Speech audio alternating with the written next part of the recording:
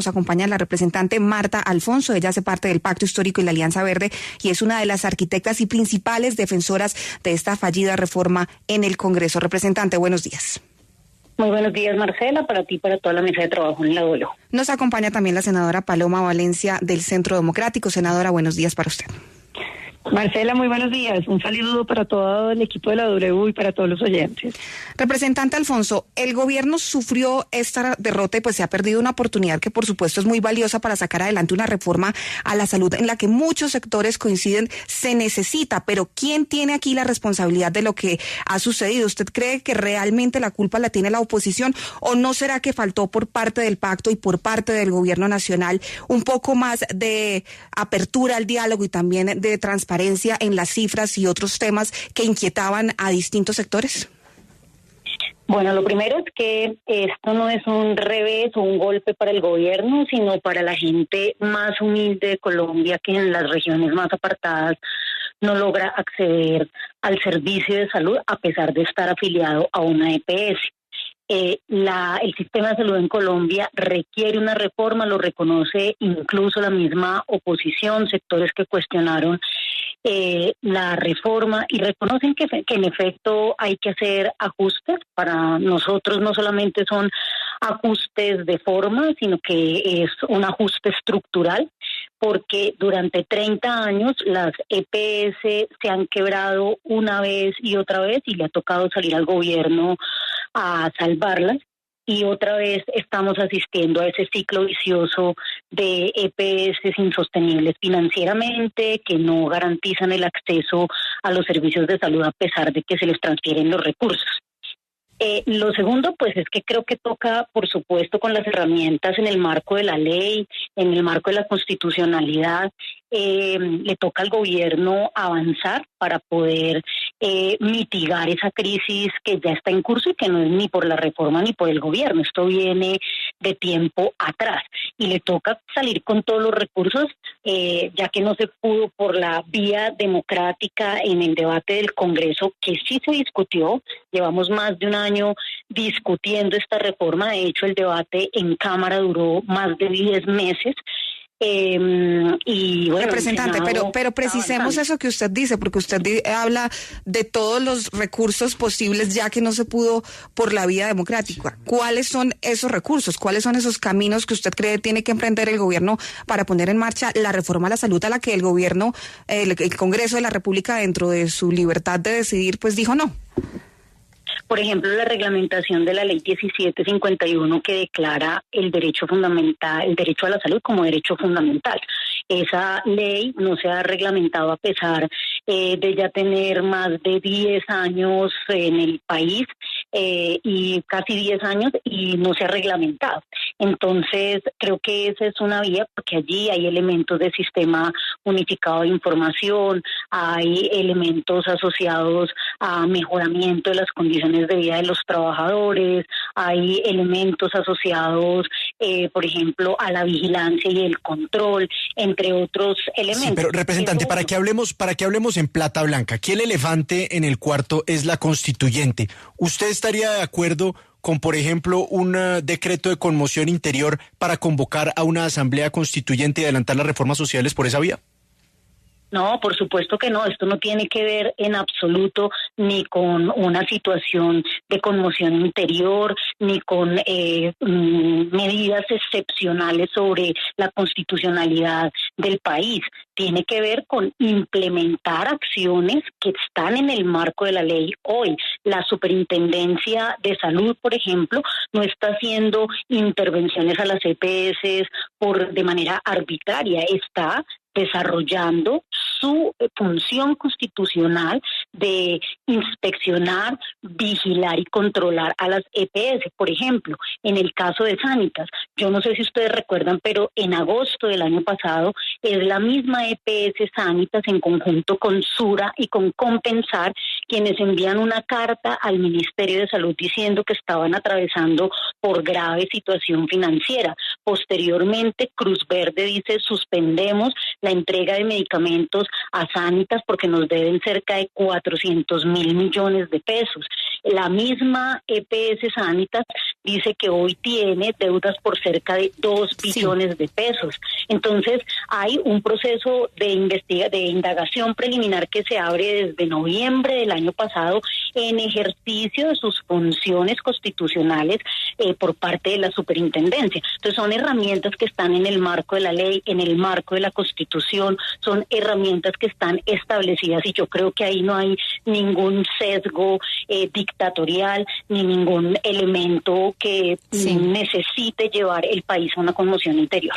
Sí, senadora Paloma Valencia, pues a propósito de lo que estamos escuchando, obviamente usted era una de las que estaba llevando esa bandera para hundir la reforma, pero según de la reforma ya escuchamos este testimonio de que el gobierno va a acudir a todas las instancias y pues ayer el mismo presidente Gustavo Petro pues decía que lo que no se pudo resolver en una concertación ahora es de golpe.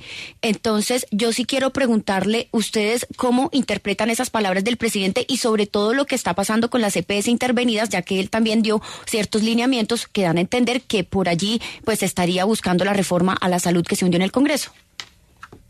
Pues hay una preocupación muy grande para todos los colombianos, porque es que primero hay que decir que el pacto histórico, como el presidente, creen que porque uno escribe cosas en un papel, las cosas pasan. Generar sistemas de salud no es simplemente decir que es que uno va a hacer un buen sistema, no, es diseñarlo, es generar los incentivos, es la complejidad de construir un sistema, que evidentemente en el proyecto de ley que ellos tenían no hay ningún sistema. Ahí lo que había era un par de decisiones, entre otras muy equivocadas, de entregarle el control de la salud a la politiquería de este país. Cuando uno analiza la historia de los hospitales públicos, lo que encuentra es una corrupción basada en los políticos locales, que financian sus campañas con eso y que agradecen a quien los acompañó en una campaña, nombrando miles de personas y de burocracia en esos hospitales. Viene el presidente Petro a decirnos que lo que necesita Colombia son equipos móviles de gente caminando por el país para que le tome la presión a la gente y le recete cosas. Ese fue el mecanismo que se usó en Venezuela y que lo que terminó fue destruyendo los laboratorios, porque lo que empezaron a repartir fue los medicamentos cubanos de pésima calidad y acabaron no solamente con el sistema de salud, sino con toda la industria farmacéutica de ese país. Entonces, el presidente Petro es el rey de los derechos de papel, pero es que quiere una constituyente. Le gusta hablar de los derechos, pero no le gusta solucionar los problemas. Lo segundo es la actitud del presidente en este segundo tiempo del gobierno. Cuando salieron las figuras que representaban, digamos, el centro político del país, Alejandro Gaviria, el ministro Campo, la ministra Cecilia López, y vino la radicalización de los nombramientos, uno se preguntaba esto qué iba a significar en términos políticos. Y ya lo estamos viendo. Mientras el Congreso de la República ayer decía no a la reforma a la salud, el presidente vía Twitter ordenaba la implementación de la reforma recién hundida de manera ilegal e inconstitucional. Pero no solamente eso, empiezan las intervenciones que son absolutamente políticas y que se hacen como retaliación a la decisión de no aceptar. Y tan son políticas que seguramente el Estado colombiano va a perder todas las demandas sobre esta intervención. Y adivine qué, todos los colombianos vamos a tener que salir a pagar semejante descalabro, porque se le olvida a la representante Alfonso contar que Sanitas, Sura y Compensar, con los mejores indicadores de prestación de salud en el país, salieron a decir que tenían una crisis económica causada porque el gobierno no estaba escuchando lo que estaba pasando en el sistema. La UPC, que es lo que paga el gobierno por cada colombiano, lo que pagaba cada colombiano por su salud, era insuficiente. Se le dijo a la ministra Corcho, que decidió que eso no era así. ¿Por qué? Porque a ella le parecía. Luego vinieron los estudios que demostraron nuevamente que se necesitaba aumentar y ella hizo caso omiso y puso el porcentaje que a ella quiso, simplemente con el propósito de empezar a quebrar las EPS. Empezaron a dilatar el pago de los presupuestos máximos, que son lo que se paga cuando una EPS atiende porque el ciudadano se ganó vía tutela o vía jurisdiccional un servicio que no está incluido en el plan. Y entonces empezaron a ahogar a las EPS. Y una vez que las tuvieron ahogadas, entonces las expropian. Porque aquí lo que estamos viendo es que el gobierno encontró una fórmula maravillosa y es como ellos querían manejar el sistema, pero no tienen los hospitales, no tienen los laboratorios, no tienen la infraestructura estructura, fíjense qué fácil, echémosle mano a la del sector privado. Esto va a tener consecuencias muy graves sobre el patrimonio colombiano, pero sobre todo sobre la credibilidad de la industria internacional en este país. Este camino que está emprendiendo el presidente Petro es el camino muy complicado del rompimiento institucional. A eso súmenle la amenaza sobre la Federación Nacional de Cafeteros, súmenle la amenaza de la constituyente por decreto y agréguele el despeje que ha significado el cese al fuego de los grupos ilegales sobre el territorio colombiano. Claro. Estamos empezando una nueva etapa del gobierno de Gustavo Petro con rompimiento institucional que le debe generar mucha preocupación a todos los colombianos. Representante Alfonso, la frase del presidente en el sentido de que esto iba a ser una cosa concertada y no se pudo, sino que ahora va a ser de golpe, quiere decir que ya no se necesita la reforma, sino que mediante el sistema de intervenir las EPS se pueden lograr los mismos objetivos que buscaba la reforma. No se pueden lograr los mismos objetivos porque en últimas la estructura del sistema sigue siendo reglamentada por la Ley 100, pero sí se pueden implementar medidas que contribuyan a mitigar la inminente crisis que se va a venir, que se va a agudizar, porque ya hay una crisis desde mucho antes de que Gustavo Petro llegara a la presidencia de la República. Ya viene una crisis de años atrás en el sistema de salud y se va a agudizar muchísimo más. Yo sí quiero saber, ver y escuchar cuál va a ser la excusa de las EPS y de la oposición frente a esa crisis del sistema de salud que se va a agudizar hoy que no hay reforma. Porque están diciendo que la situación de crisis es por la reforma, cuestión que es mentira, la reforma ni siquiera se ha implementado. Miren, se hundió, la crisis viene de años atrás. Yo quiero hacer varias precisiones. La UPC aumentó. La UPC aumentó por encima de lo establecido por la ley. La UPC, además de eso, se le transfiere mes a mes a las EPS para atender a los colombianos sin dilación alguna. Se les paga por anticipado. Al contrario de lo que dice la senadora Paloma Valencia, yo creo que quienes están generando una crisis son las EPS. Tengo cifras para demostrar, por ejemplo, cómo en el departamento del Tolima han empezado a negar servicios, a retener autorizaciones, a disminuir los agendamientos de citas, afectando a los usuarios y generando una crisis de facto, pero sobre todo afectando la red de prestadores de servicios tanto pública como privada mayoritariamente. Son ellos los que están generando hoy una crisis en un ejercicio evidente de presión política sobre el gobierno y sobre el Congreso para que no se aprobara la reforma.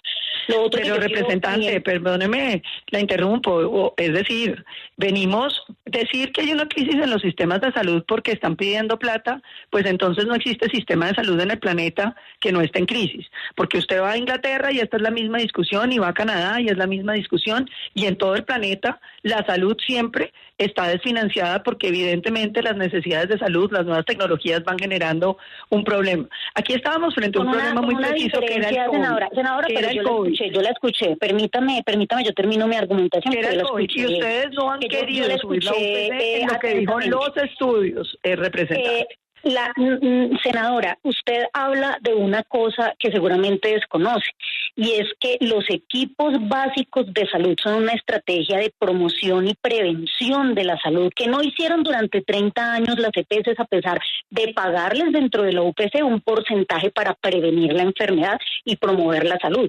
Eso no se hizo. ¿Qué costos tiene hoy para el sistema? Que hay una enorme presión sobre el alto costo, sobre los servicios más costosos que son de mediana y alta complejidad, porque no se previene la enfermedad. Los equipos básicos de salud son una necesidad para prevenir, para que en el mediano y largo plazo esa presión sobre el alto costo se disminuya, como lo ha demostrado las cifras y los anexos técnicos de la reforma a la salud.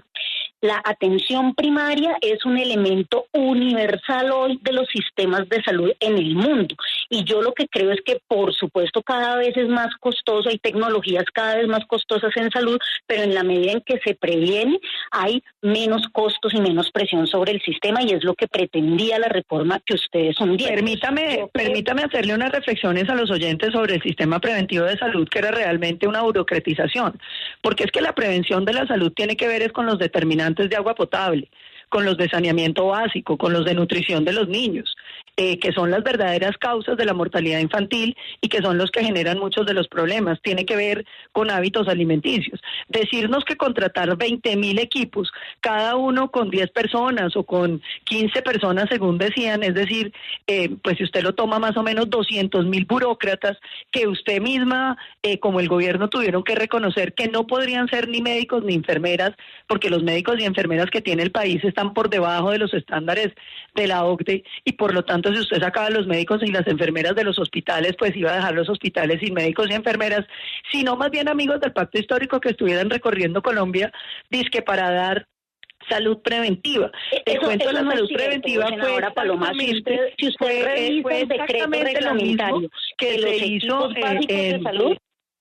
Si usted revisa el decreto reglamentario de los equipos básicos de salud, hay enfermeras, hay médicos, hay gente que tiene formación. Doctor Alfonso, nos va a decir que le alcanzan los 20.000 equipos con médicos y enfermeras. Ejemplo, es bien importante, pero déjeme hablar, representante, así como usted me pidió, yo le digo... No me deja terminar mis argumentos. Yo le oí todo el cuento sobre la salud preventiva, déjeme contestar para que los oyentes escuchen, porque es que es muy importante recordar que los equipos básicos de salud que celebró tanto la ministra Corcho ya existían en Bogotá y existían en varias regiones de Colombia y ya estaban funcionando financiados precisamente por las EPS.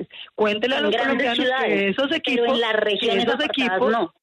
Ya existían, y que además de eso, en estos 2 años no han logrado armar ningún otro equipo, porque el presidente Petro no lo reconoció en el café, pues que evidentemente el número de médicos y enfermeras que tenía Colombia no daba. Y entonces es cuando salió el famoso mico que tienen en la reforma, que afortunadamente se hundió, donde decían que habría un examen habilitante. Cuéntenos qué médicos cubanos era que le iban a traer a Colombia. Ay, eso es mentira, o sea, eso es reducir el debate. Mire, la reforma tenía un capítulo completo sobre política de talento humano en salud, que promovía la formación, el acceso, becas para que más médicos y enfermeras puedan formarse en Colombia, para que más médicos puedan especializarse. Había una política de talento humano en salud que mejoraba las condiciones de los trabajadores para que no se tengan que ir, que es lo que ha sucedido durante estos 30 años con la Ley 100, que el talento humano en salud formado en Colombia prefiere irse del país para buscar mejores oportunidades laborales, porque en Colombia los trabajadores de la salud están absolutamente precarizados, por eso no tenemos el suficiente talento humano. Entonces, yo lo que creo es que con este tema de atención primaria hay toda una apuesta, además, por modernizar el sistema de salud colombiano y ponerlo a la altura de lo que la Organización Mundial de la Salud dice que tiene que ser la base de los sistemas de salud en el mundo entero. La atención primaria en salud no es un embeleco burocrático, es una estrategia para llegar a las zonas más apartadas, en donde no se ha construido, por ejemplo, infraestructura durante estos 30 años con la Ley 100, con las EPS. Por eso se requieren equipos básicos de salud. Senadora Paloma, pero es que no podemos olvidar que también hay una crisis por la escasez de medicamentos, y yo creo, y se podría pensar, que estas decisiones del gobierno de intervenir y de meter el corazón de la reforma a las malas, pues va a terminar acabando con las inversiones del sector salud y dejando a futuro un montón de tratamientos en manos del gobierno. Claro, es que aquí lo que estamos viendo es un gobierno que ha sido muy negligente en el manejo de la salud, que planeó destruir las EPS y lo está ejecutando, y que va a destruir de paso el sistema de salud de los colombianos. Mire, lo primero que hay que decir, cuando usted analiza las cifras de las EPS que ha intervenido este gobierno, no han mejorado. Es absolutamente falso. Por ejemplo, el caso de Sabia Salud, una intervención también con unos tintes muy arbitrarios, que era digamos, una toma de control de la nueva EPS a través de la intervención de Sabia Salud. Eso se lo hicieron y usted dirá, bueno, entonces el gobierno ahora qué atención tan maravillosa le está dando a los ciudadanos de Sabia Salud. Mentira, han aumentado significativamente las tutelas y las quejas contra la entidad y la deuda acumulada con los hospitales está creciendo en vez de disminuir. Entonces nos vienen a decir que lo que quieren es la salud de los colombianos. No es verdad. Aquí están detrás de los recursos de los colombianos y sobre todo del control político que significa la salud. Porque aquí hay unos temas que son de fondo y que no se pueden pasar de lado. La escasez de medicamentos. Colombia no tuvo escasez de medicamentos ni aún durante la pandemia. Por ejemplo, la dexametasona necesaria para tratar el COVID la tuvimos todo el tiempo. Este gobierno ni siquiera ha podido controlar la dexametasona porque como vive en la pelea sobre los precios de los medicamentos, no ha querido. Se demoró más de un año, Marcela, en reunir el Comité de Precios de Medicamentos, lo que terminó en que Colombia hoy no tenga un montón de medicamentos, un INVIMA que no funciona, que le nombraron hace poquitico una persona en propiedad, porque como el presidente Petro tiene el plan de montar un INVIMA con Cuba y con México, porque él quiere producir los medicamentos, que fue un anhelo también de Chávez, pues aquí lo que nos están es destruyendo lo que Colombia lleva construyendo 30 años. Y yo quiero decirle a la doctora Alfonso lo siguiente, en la Organización Mundial de la Salud y en el mundo entero el sistema de Colombia es uno de los sistemas mejor ponderados, porque los resultados hablan solos. Lo que pasa es que les cuesta mucho reconocer la capacidad del sistema de servirle a los colombianos, que tiene efectos, por supuesto que sí, pero compárelo con los sistemas del mundo. Pues es la discusión. Lo cierto es que la reforma a la salud se ha hundido en el Congreso y habrá que esperar entonces el resultado de la apelación que presentó el Pacto Histórico. Agradecemos a nuestras invitadas, la representante Marta Alfonso del Pacto Histórico y la senadora Paloma Valencia del Centro Democrático.